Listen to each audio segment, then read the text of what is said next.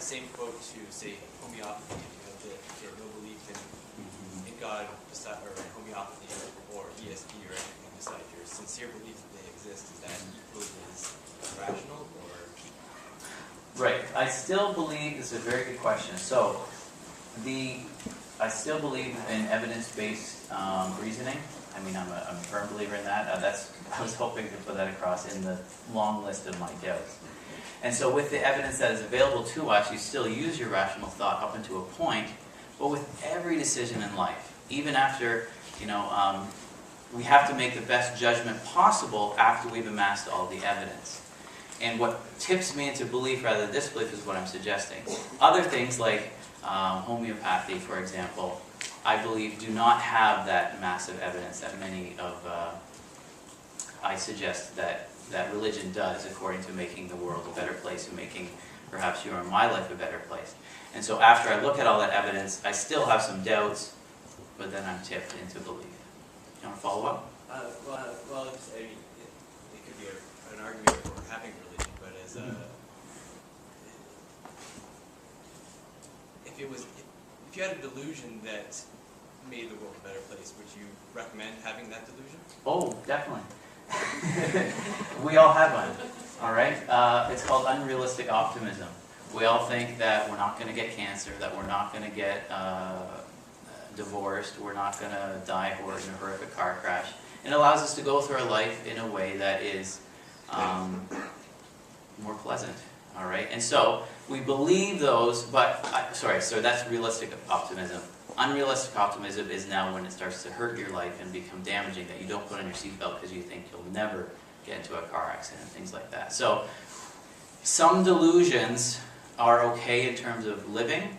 I myself am not satisfied with. I'm more of a realist. I guess I put myself in the skeptics camp in that concern. I don't think that doctors should prescribe placebos just because the patient thinks it works. So I guess it is, again, I don't think I'll ever be concluded 100% because I'm consistently looking for the evidence-based reasoning, but then not shutting my emotions off and saying, I still have that desire. It's kind of, I don't know if anyone remembers that TV series X-Files. Fox Mulder had that poster in the back of his office, I want to believe. All right, and I allow that emotion to enter into my decision making, I guess is my answer. There's a hand up top, but I was looking this way, so yeah. It's going to be difficult for me to word this, but do you believe like having these delusions could possibly help prevent these sort of things like cancer? Anything that lowers a person's stress, I believe, has a direct effect on improving one's immune system. I got a cold that you might hear in my voice because I'm presenting today. So yeah, I think, now I don't want people to take away from this that I secretly believe deep down that religion is a delusion. I don't, right? And so if it ends up being a delusion, well, I had a pretty good life and the evidence is supporting that I will have a good life. But deep down I do believe it to be true. Yeah.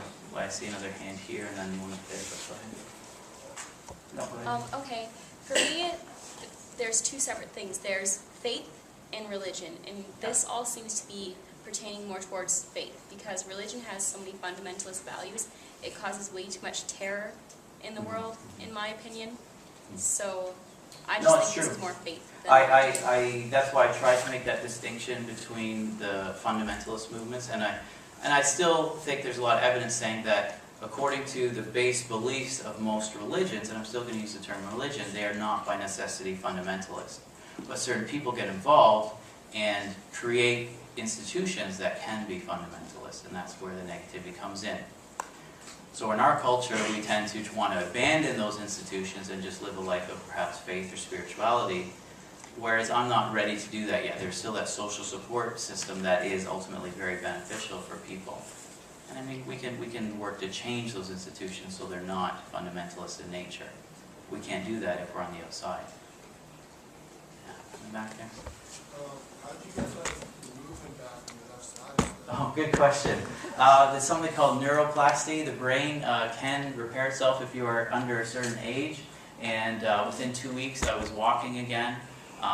Essentially, the part of my brain that was damaged is still damaged. In fact, I was told that I still have fragments of my skull where they should not be. And however, the neighboring regions of my brain have now taken up the role of the lost tissue. So the neurons that were destroyed, the neighboring ones picked up, and now I can feel and touch just as many other people can. Yeah, good question. Good. Yeah, in front here.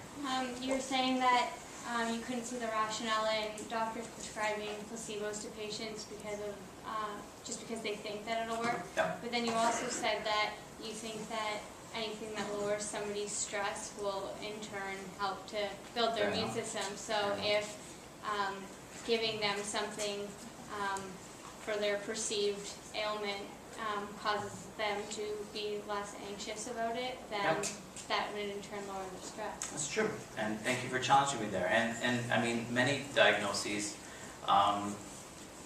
this is my understanding of the effects of something like therapeutic touch, that we don't have a documented clinical reason why it works or an explanation. However, many people find that peace by going through that, and that lowers the stress hormones in their body, and it will lead to positive I effects. find that that's very much the same as religion, whereas a lot of times we don't have a documented proof of it. It's the same as faith, but believing isn't seeing. That's right, yeah. Yeah, and so, good. Well, thank you. Do we have time for one more? One more? You got last word? Throughout the slides, we talked about having faith in God. Yep. I'm just kind of branching off her question. Do you think you would get the same effects if you just had faith in humanity as opposed to a higher being? Yeah, very good question.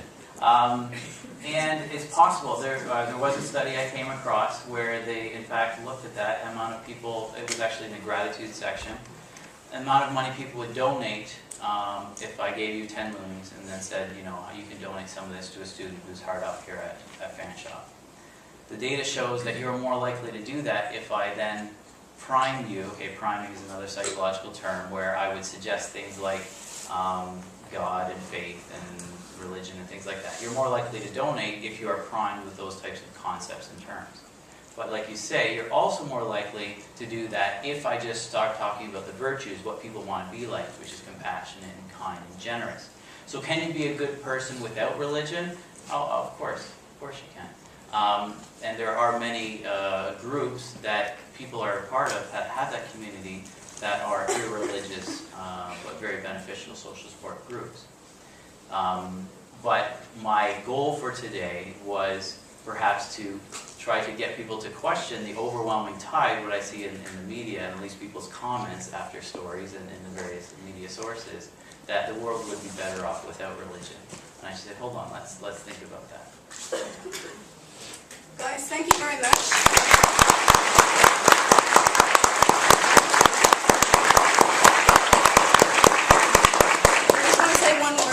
On behalf of the Faculty of Social Science in the School of Language and Liberal Studies, I want to say thank you again all for attending and being so quiet and respectful of Scott's presentation.